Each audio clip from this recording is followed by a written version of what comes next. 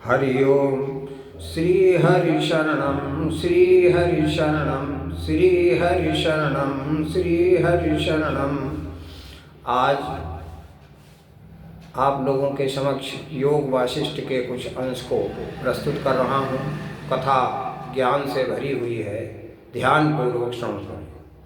वशिष्ठ जी कहते हैं कि मोक्ष के द्वार पर निवास करने वाले 4 द्वारपाल हैं: शम, विचार, संतोष और संतों का सम। तो सम क्या है? हानि लाभ एक जैसा, सुख दुख एक जैसा, ये सम है। विचार, किसी वस्तु पर गंभीर विचार।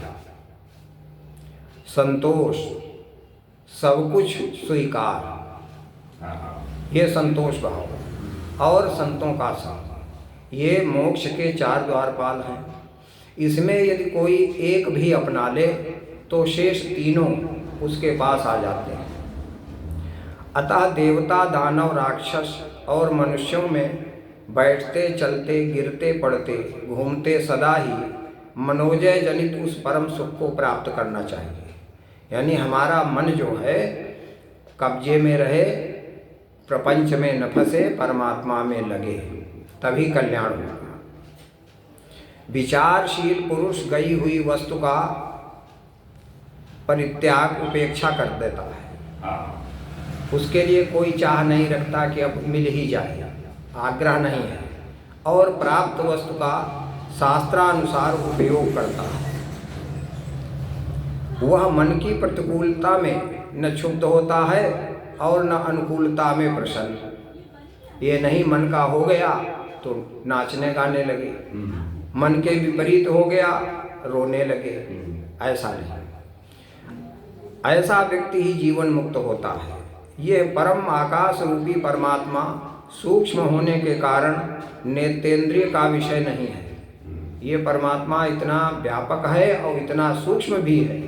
आकाश की तरह व्यापक है और सूक्ष्म इतना है कि इन नेत्रों का विषय नहीं है कि ये नेत्र देख लें उसे। जैसे बीज में भावी वृक्ष रहते हैं, वैसे ही चिन्मय परमात्मा में भूत, भविष्य, वर्तमान तीनों कालों के प्राणी रहते हैं। जैसे एक छोटा सा वृक्ष का बीज है और उसके अंदर पूरा विशाल वृक्ष बंद है, उसमें जड़, तना, फूल, फल सब है। ऐसे ही इस परमात्मा में भूत, भविष्य, वर्तमान सभी प्राणी मौजूद हैं, तीनों कालों के। यह ईश्वर जगत में उदासीन की भांति स्थित है। ये परमात्मा किसी से कोई अपेक्षा नहीं रखता, कोई चाह नहीं रखता। तुलसीदास जी भी कहते हैं कि यद्यपि सम नहीं राग न रोषु, गाहें न पाप पुण्य गुण दोषु। यह परमात्मा किसी के पाप और पुण्य को ग्रहण नहीं करता है, सम है। किसी के प्रति न राग प्रेम है और न किसी के प्रति द्वेष है। तो हमको भी उदासीन ही रहना चाहिए इस संसार में। कार्य सभी करें, छोड़े कुछ नहीं, लेकिन आसक्ति लगाओ न करें। उदासीन नित रहिय गोसाई, खल परिहरिय स्वान की नाई। दुष्ट को कुत्ते की तरह त्यागे। जैसे कुत्ते को प्यार करोगे तो लार लगा देगा शरीर में, और धत्त करोगे तो काट खाएगा। दोनों भाई तो दोनों नुकसानदायक हैं, प्रेम करना भी और धत्त करना भी। तो इसलिए अपने को हमेशा संभालें। कर्तापन और भोक्तापन से उनका कोई संबंध नहीं है। वो ईश्वर न करता है न भोगता, उसकी सत्ता से, उसकी माया ही ये सब करती है और वही भोगता है। वो तो एक शांत तत्व है, उसमें कर्ता कर्म कुछ नहीं है, वो शांत तत्व है। चेतन परमात्मा का संकल्प ही अन्यान्य वस्तुओं के रूप में संसार में स्थित है। यानी जो भी वस्तु है वो सब परमात्मा ही है। चाहे पुस्तक हो, चाहे दीवार हो, चाहे कुर्सी हो, चाहे कलम हो, जो भी वस्तुएं संसार में हैं वो सब परमात्मा का ही संकल्प है, विस्तार है, इसके अलावा कुछ भी नहीं है।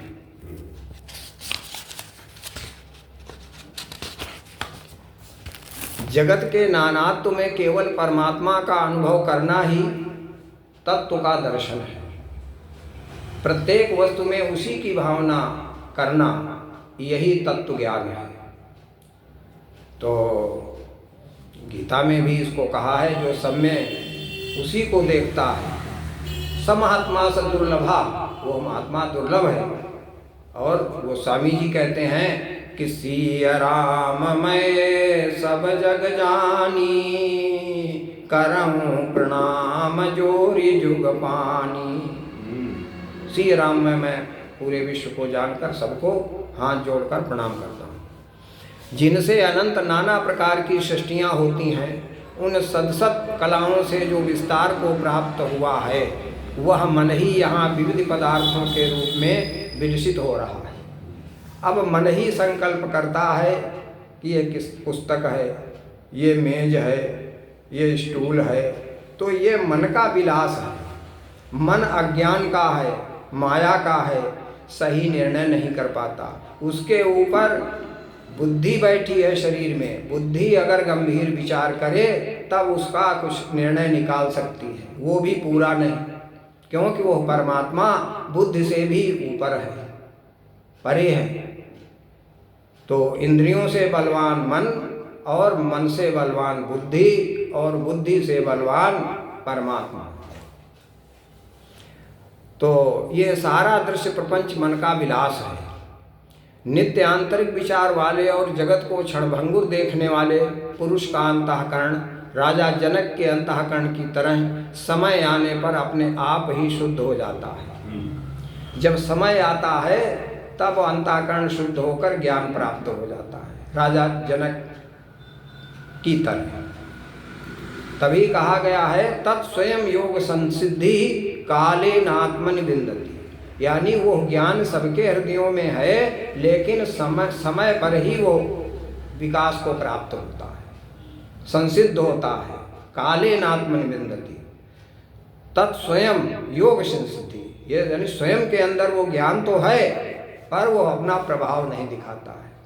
जैसे अग्नि है, लकड़ी के अंदर दिखाई कहीं नहीं देखती, जब प्रज्वलित की जाती है तब प्रकट होती है। बाकी लकड़ी बिना जले जो लकड़ी है उसमें भी आग है, लेकिन वो आग प्रत्यक्ष दिखाई नहीं देती, बंद है आग। जब उसको साधनों के द्वारा जलाया जाता है तब वो प्रत्यक्ष हो जाती है। तो इसी को गोस्वामी जी कहते हैं कि एक दारुगत देखिए एकू, पावक समजुग ब्रह्म विवेकु। दोनों में आग बराबर है, जलती हुई आग और बिना जलती हुई लकड़ी, दोनों में आग बराबर है, लेकिन आदमी समझ नहीं पाता। जलती आग को तो आग मान लेता है, लेकिन जो आग जल नहीं रही है उसमें कहता आग नहीं है, तो इतना गंभीर विचार नहीं करता है। तो सच्चिदानंद परमात्मा के ध्यान रूप परम पुरुषार्थ को छोड़कर न दैव शरण देता है, न कर्म, न धन, न भाई बंधु, कोई भी आश्रय नहीं देते। यानी जो वो ध्यान लगाएगा परमात्मा में, उसी से उसका कल्याण होगा। बाकी न कर्म फायदा करेगा, न धन, न भाई बंधु, न परिवार, ये कोई भी लाभकारी नहीं है। खड़े होते, चलते फिरते, सोते जागते, खाते पीते, उछलते, सब समय दृश्य प्रपंच असत है, ऐसा निश्चय करके इसके प्रति आस्था का त्याग कर देना चाहिए। हर अवस्था में हमेशा यही बात ध्यान में रहे कि ये संसार जो भी हम इसमें विचरण कर रहे हैं, ये सब झूठा है, असत है, ऐसा जानकर परमात्मा का हमेशा ध्यान करना चाहिए। तो गोस्वामी जी भी कहते हैं कि अस विचारी जे तज्ञ विरागी, राम ही भजई तर्क सब त्यागी। जो ज्ञानी हैं वे सब कुछ प्रपंच छोड़कर भगवान का भजन करते हैं। फिर कहते हैं कि जो पुरुष मन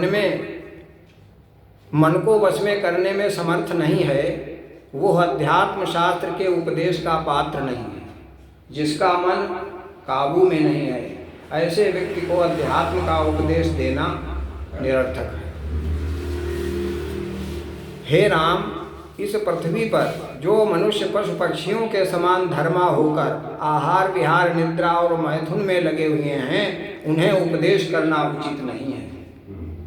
ये तो सब पशु पक्षी भी करते हैं आहार विहार निद्रा। कहा भी गया है कि आहार निद्रा भय मैथुनश्च तद्भिरेते हि पशुभिर्नराणाम् ज्ञानम हि तेषाम् अधिको विशेषो ज्ञाने नहीं ना पशुभिः समाना। ये तो सब काम पशु पक्षी भी कर लेते हैं आहार निद्रा सब कुछ, लेकिन मनुष्य में ज्ञान है इसलिए वो श्रेष्ठ है सभी जीवों से। तो जिसमें ज्ञान नहीं है वो मनुष्य होकर भी पशु ही है। भला वन में ठूंठ के सामने कथा कहने से क्या तात्पर्य सिद्ध होगा? अगर आप कथा सुना रहे हो और एक ठूंठ के सामने सुनाओ तो क्या फायदा होगा? ठूंठ कुछ बोलेगा? तो ऐसे ही जड़ प्राणियों के समक्ष इस ज्ञान का उपदेश करना निरर्थक है। इसीलिए ज्ञान पात्र को ही दिया जाना चाहिए। तो कहते हैं कि जो ये समझता है कि मैं चिन्मय ब्रह्म हूँ, जीव नहीं हूँ, वही जगा हुआ है। जब तक मन रूपी सर्प की प्रतीति होती है उसे योग रूपी डंडे से भगाना ही शास्त्र सम्मत है। जब तक मन तुम्हारा चंचल है, भाग रहा है इधर उधर, तब तक योग रूपी डंडे से उसको भगाइए, शांत करिए, तभी कल्याण होगा। श्री राम जो विदेह मुक्त हैं वे वाणी का विषय नहीं हैं, उनका वर्णन नहीं किया जा सकता। मन को न जीतने वाले मूढ़ मनुष्यों के यज्ञ आदि कर्म फल की कामना से युक्त होते हैं। जो अज्ञानी मनुष्य हैं वे जो शुभ कर्म भी करता है तो उसमें कामना उसकी लगी रहती है कि नौकरी लग जाए लड़के की, पौत्र हो जाए, जमीन जायदाद मिल जाए, तो कामना लगाते हैं ना, यही अज्ञान है। क्यों? भगवान तो विनय जनाए जानते हैं तुम्हारे अंदर, तो प्रभु जानत सब बिनहि जनाए, कहु कवन सिद्धि लोक रिझाए। लोक को रिझाने से क्या फायदा है? तो इस कारण उन मूढ़ों के उद्धार का कोई उपाय नहीं होता, तो इनका उद्धार शुभ कर्म करने से भी नहीं हो सकता, क्योंकि अज्ञान भरा हुआ है। फल की कामना मतलब से जाते हैं, तीर्थ जाते हैं, प्रसाद चढ़ाते हैं, यज्ञ कराते हैं, तो लेकिन स्वार्थ लगा हुआ है कामना। जैसे मुक्ताहार में एक ही सूत्र अनेक मोतियों को बांधे है, वैसे ही परमात्मा अकेले संपूर्ण विश्व को स्वयं में बांधे है।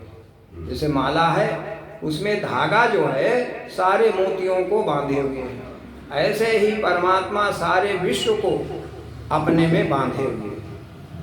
धागा काट दो सब मोती बिखर जाएंगे। ऐसे ही उसकी सत्ता अगर चली जाए तो ये संसार रह ही नहीं पाएगा, शून्य हो जाएगा। वो स्वामी जी कहते हैं कि सब कर परम प्रकाशक जोई, राम अनादि अवधपति सोई। सबका परम प्रकाशक, जिसकी सत्ता से सारे कार्य होते हैं, वही परमात्मा है। जगत प्रकाश्य प्रकाशक राम, मायाधीश ज्ञान गुण धाम। वो ज्ञान और गुणों का भंडार है वो परमात्मा, तो मायाधीश है। तो कहते हैं आशा इच्छा कामना के वशीभूत मन कभी शांत नहीं होता। जिसके अंदर इच्छा कामना मौजूद है तो मन कभी शांत नहीं हो पाएगा, क्योंकि भोजन उसको मिल रहा है। मन का भोजन है कामना, इच्छा। इच्छा न करो मन मर जाएगा। जैसे लकड़ी को बुझाना, आग को बुझाना है तो उसमें लकड़ियां डालना बंद कर दो, अपने आप बुझ जाएगी। अब लकड़ी डालते रहोगे वो नहीं बुझेगी। उसी प्रकार से वही हाल मन का है। कामनाएं लाते रहो। हाँ, इच्छाएं करते रहोगे तो मन बलवान बनता जाएगा, कूदता रहेगा। और मन को निर्बल करना है, इच्छा छोड़ दो, मर जाएगा। तो ऐसा नहीं है कि मन को मारने के लिए शरीर को कमजोर कर दो, ऐसा नहीं। एक बार अर्जुन ने पूछा कृष्ण जी से कि महाराज इतने व्रत नियम उपवास किए जाएं कि शरीर एकदम निर्बल हो जाए, कमजोर हो जाए तो मन ये उछलना बंद कर देगा। तो कृष्ण जी ने कहा नहीं नहीं नहीं, गलत। गलत इसलिए है कि मन शरीर से अलग है, वो जो है किसी भी उपाय से कमजोर नहीं हो सकता है। उसकी दवा है ज्ञान। ज्ञान उत्पन्न हो और इच्छाएं खत्म हो जाएं तब तो मन मर सकता है। बाकी व्रत नियम उपवास करने से शरीर कितना भी कमजोर हो जाए मन पर कोई प्रभाव नहीं पड़ेगा। हाँ, मन उतना ही बलवान रहेगा। तो ये नियम ठीक नहीं है। मान लो आप घर परिवार छोड़कर 1000 किलोमीटर जंगल में चले गए, बैठ गए और वहाँ से मन दौड़कर घर परिवार में आ रहा है। पत्नी कैसे होगी, बच्चे कैसे होंगे, तो ये सन्यास कैसा? अब तो आप घर में माने जाओगे, आपकी उपस्थिति वन में नहीं है, आप घर में हैं। इसलिए जैसे ही वनवास है वैसे ही घरवास। तो घर और वन में फिर अंतर ही क्या रहा, क्योंकि मन तो भाग रहा है। इसलिए इसको बस में करिए। तो कहते हैं हे मन, तुम्हारे जैसे मूर्खों की दृष्टि से ही इस जगत में व्यर्थ चंचलता उत्पन्न होती है। जैसे राजा की स्त्री को देखकर मूर्ख युवा पुरुष को मदमयी चंचलता उत्पन्न होती है। जैसे राजा की पत्नी है, अब उसको कोई एक साधारण नौकर चाहे कि हमको मिल जाए तो क्या मिल जाएगी? संभव ही नहीं है। कहाँ वो राजा की पत्नी है, कहाँ तुम एक नौकर हो, कैसे मिल जाएगी? सीता ने भी यही वन गमन के समय बात राम जी से कही थी कि अगर आप हमारे ऊपर चिंता रखते हो कि तुम्हारा बन जाना सुरक्षित नहीं है, कोई कुदृष्टि डालेगा, तुम्हारा हरण कर लेगा, तो सीता ने क्या कहा कि को प्रभु संग मोहि चितव निहारा, सिंह बधुई जिमि शशक शियारा। आपके होते हमारे ऊपर कौन कुदृष्टि डाल सकता है? सिंह की सिंघनी को शियार और खरगोश पा सकते हैं? कभी नहीं। बहुत बड़ा को कभी नहीं पा सकते। तो कल्पना और मनन से रहित आत्मा में कर्तव्य कैसा? कोई कर्तव्य नहीं। जब कल्पना है बंद, मनन भी बंद है, तो आत्मा शांत तत्व है, उसमें कोई कर्तव्य नहीं। श्रीमद् भागवत के 11वें स्कंध में कहा गया है कि जब तत्व ज्ञान हो जाए व्यक्ति को तो विधि विधानों का आदर नहीं करना चाहिए, कर्म के रगड़े में नहीं फंसना चाहिए। अरे इसमें पान नहीं है, इसमें फूल नहीं है, इसमें कपूर नहीं है, ये कुछ नहीं। अरे वहाँ आप पहुँच गए हो जहाँ पहुँचना चाहिए, तो अब इन सबको बवाल करने की क्या जरूरत है? तुम्हारी गंतव्य की रास्ता तय हो चुकी है, जहाँ पहुँचना है बस पहुँच गया करना है। श्री राम पौरुष प्रयत्न से मन को अंतर्मुख बनाने पर जब ईश्वर के तत्व का यथार्थ साक्षात्कार होता है, तब यह जगदाकार संकल्प चिन्मय परमात्मा रूप ही अनुभव होता है। कहा जब हमारा मन पौरुष से अंतर्मुखी हो जाता है, तब यह जो जगत है यह परमात्मा ही अनुभव होने लगता है कि सब कुछ श्री राममय है। किंतु यदि विपरीत भावना की जाए तो विपरीत अर्थात इस संसार की ही प्रतीति होती है। और अगर बहिर्मुख मन बना रहे, परमात्मा में न लगे, तो फिर संसार में बहुत सी अन्यान्य वस्तुएं, संबंध, नाते सब दिखाई देते हैं। तब तो बाहुल्य हो जाता नानात्व का, नहीं तो एक ही तत्व परमात्मा ही शेष रहता है। तो कहते हैं कि जैसे वासना का ऊर्ध्वगत स्वभाव होने से जीवात्मा के क्षोभ कारक कर्म से प्राण स्पंदन का उद्बोधन करती है, उससे चित्त उत्पन्न होता है। एवं स्पंदन धर्म वाला होने से हृदयगत राग आदि गुणों का स्पर्श करके प्राण जीवात्मा का उद्बोधन करता है। मतलब स्पंदन जो आत्मा का है वही मन है और चित्त उत्पन्न हो जाता है, यही मन है और मन नाम की कोई चीज नहीं है। आत्मा एकदम शांत रहे, उसमें कोई भी जरा सा भी स्पंदन न हो, तो समझिए अब आप शांत हैं। और जैसे ही जरा सा भी स्पंदन हुआ तो मन अवश्य उत्पन्न हो जाएगा। हे राम, वासना और प्राण स्पंद दोनों मन के कारण हैं। उनमें किसी एक का लय होने से दोनों का नाश एवं मन का विनाश हो जाता है। हृदय में प्रिय और अप्रिय शब्द आदि विषयों का चिंतन करके चित्त बनता है।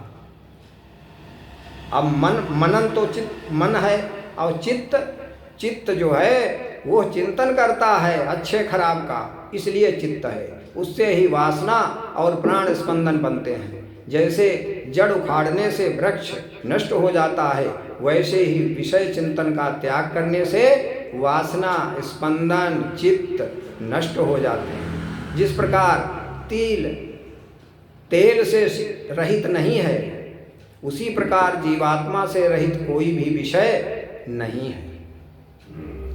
से तिल है तो उसमें तेल मौजूद है, तो ऐसे ही जीवात्मा से रहित कोई भी विषय नहीं है। तो विषय चिंतन का हमें त्याग करना चाहिए।